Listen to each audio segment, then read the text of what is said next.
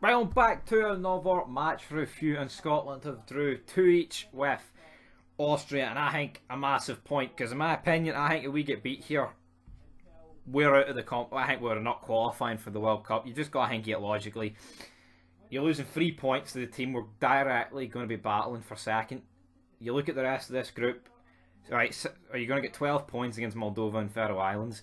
Israel, recent years, bogey team. We can beat them the odd game, and then the other game they beat us, or the other game there's a draw. You know, I mean, it's not been comprehensive against them. And then Denmark are better than Austria, so you know, there's that. Denmark, top team, you know, beat all the. I mean, they beat most of the top seeds. They beat England not so long ago. Was it twice they beat England?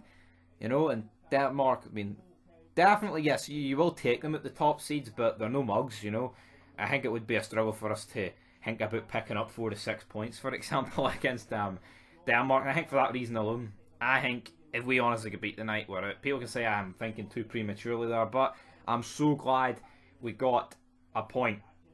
Now we can move on to Israel and Faroe Islands. But in terms of the game, first half was, I mean, the first half was kind of dead, but there was, we'll talk about the particular incident, which was Ryan Christie getting tugged. I mean, he did go down a bit easy, right? And this is what I think is why the ref didn't give a penalty in the second half. I'm going to review this all over the place. How the ref did not give a penalty for this, he's manhandled. He's dragged. The ref is looking right at it. I'd say it's probably the worst, easily one of the worst penalty decisions you'll ever see in your entire life. You look at what they give penalties for some stuff, and it's pathetic. But this was borderline screwjob. I think it stems back to what Christie did in the first half. He did go down a bit easy, but even then, you know, and then you look at other instances where there's like the slightest push or touch in the box and they'll give a free kick, you know, like to the other team or so and so. I mean, here, there is no intent to play the ball, right?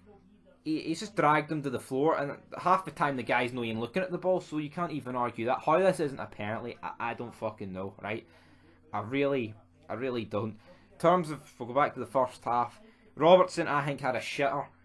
I don't care if Robertson's won the Champions League in the Premier League. Tierney is better than Robertson, and that's coming from a Rangers perspective. So I'm not just going to say shit because he used to play for Celtic. That's not how things work around here. If somebody's good, I'll say they're fucking good. And Tierney's better than Robertson. I don't care what anyone says. He is. Right? I'm not saying Robertson's pish, but Tierney's different gravy. You know, like obviously Tierney's playing LCB, left centre back.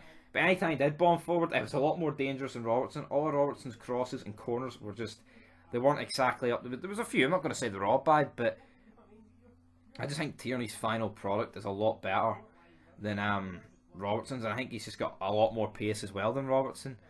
But then Robertson can't really play centre back, so you're kind of stuck in that dilemma. But you could play Tierney left mid if you want to go that way.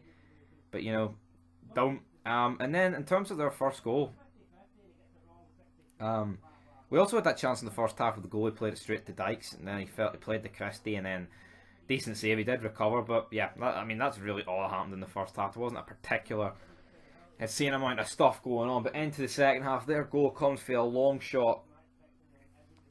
David Marshall, I don't think does well enough here. I know he's a massive part, got us to the Euros, but I mean, you have to call people out when they're pish. Woo! And I think this was pish.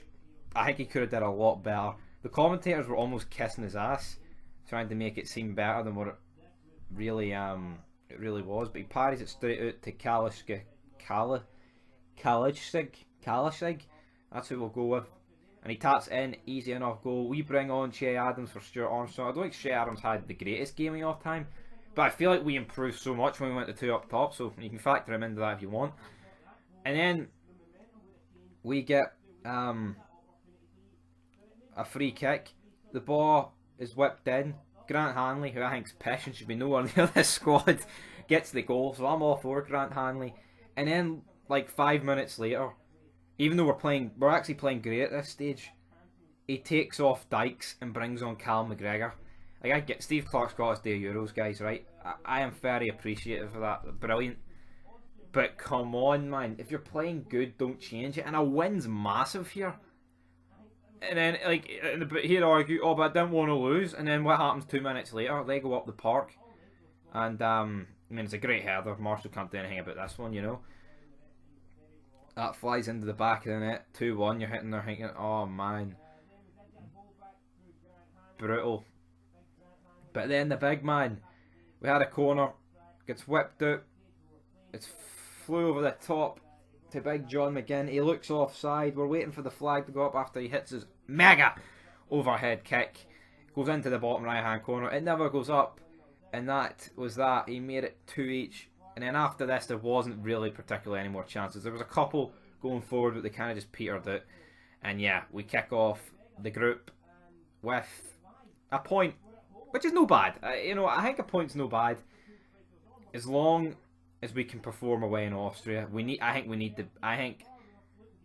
I'm not saying we need, I mean, I'm kind of just stuttering here, going over my words, but I think if we're getting out of this group, we need to pick like 16, 15 points up against, well, I'd probably say at least 16 against the bottom three, you know.